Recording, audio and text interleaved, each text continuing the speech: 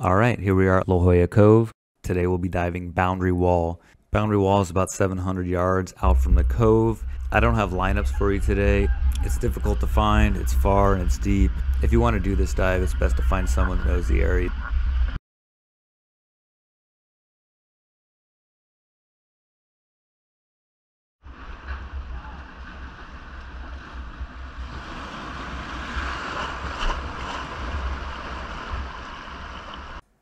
All right, here we are entering at the cove for our 30-minute swim out.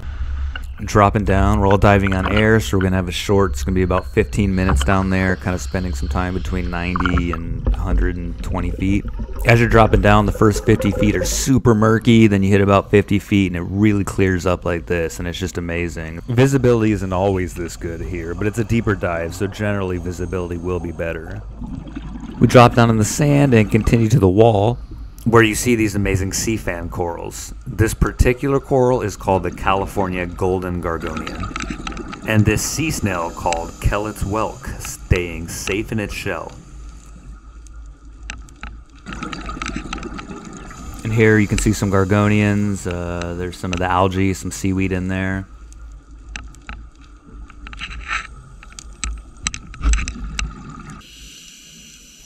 And it's just amazing how many gorgonians are down here. What's interesting is that most of them have algae inside of them that produce food for them during the day via photosynthesis, and that algae gives the coral their color.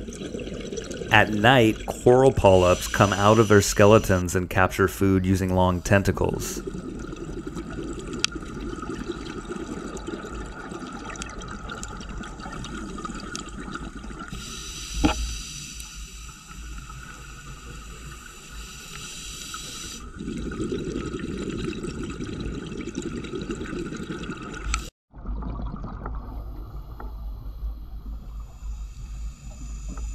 This guy with all the white tubes coming out of it is an aggregate nipple sponge. It's a filter feeder, taking its nutrients from the particles in the water. And then we have two different red gorgonians here. The one on the left is a bit more purple and fan-like. The one on the right a bit more red and bushy. And then there's a bunch of the Kelp's whelk sea snails here. You can see them in their shells, got a little bit of growth on the outside of them.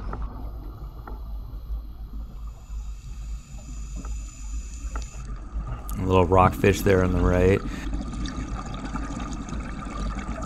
This here is another, it's basically a seaweed. It's an algae, a red algae, because of the red chlorophyll in there, but the red chlorophyll looks like this really luminescent purple color. It's pretty incredible.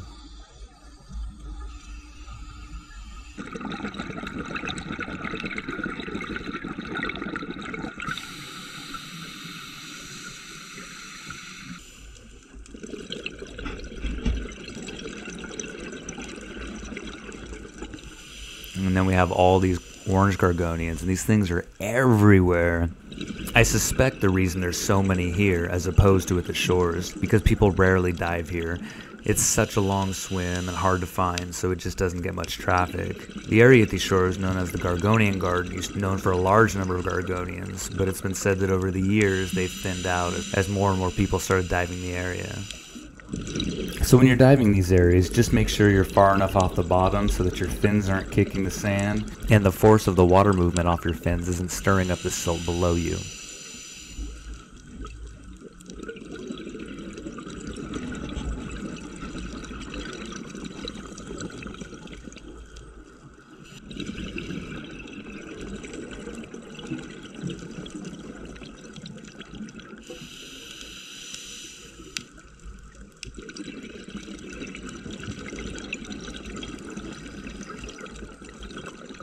When I initially saw this, I thought I was looking at a sick orange gorgonian.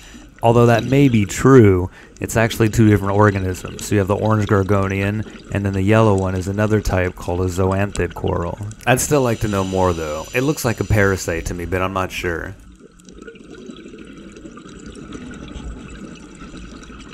Here's another example. It looks like one has taken over the other. If you know what's going on here, leave a message in the comments.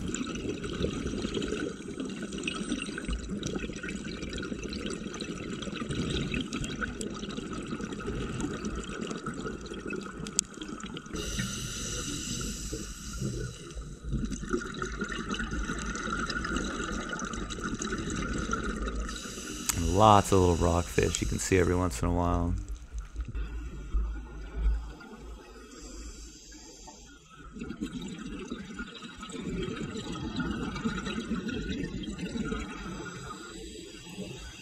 All right, so we're heading back up now. We've done our 15 minutes on the wall, and we're gonna do a blue water ascent into the murky water, and then we're gonna surface. If we had gone in along the bottom, we would have had a 700-yard swim to the shore. So what we decided to do instead was surface and then do a surface swim back to a point that is 400 yards offshore called a rock pile, and a rock pile has a lot of cool stuff there. So here we are doing our safety stop.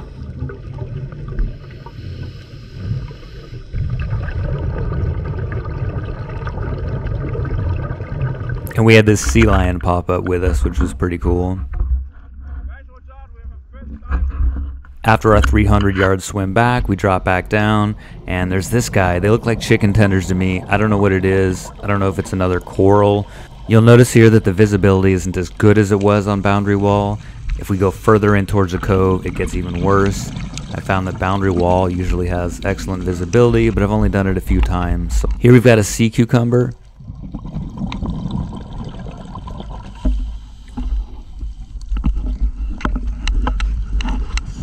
And a sea urchin. I'm not sure if you're familiar, but in Northern California, the sea urchin population has exploded because the water temperatures have warmed up a little bit.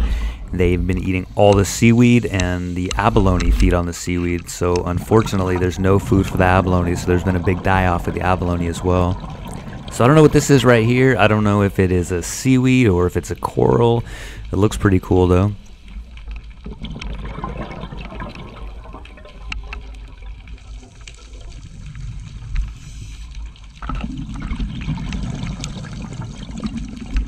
This is a sponge. It is a gray moon sponge. Sponges are filter feeders, so they pull all the nutrients they need directly from the water.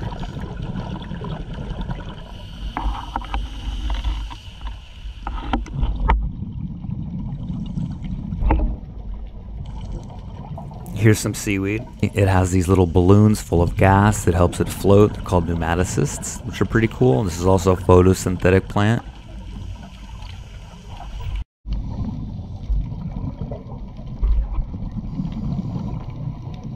Now here's a little rockfish. It's this red guy in there. I was trying to get a better picture, but he was successfully hiding from me. Good for him.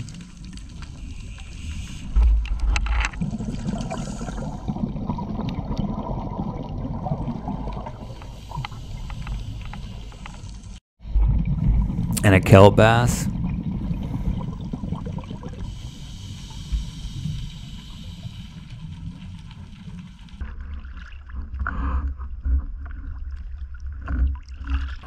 It was such an amazing dive, great visibility, with amazing life down there. I look forward to doing it again.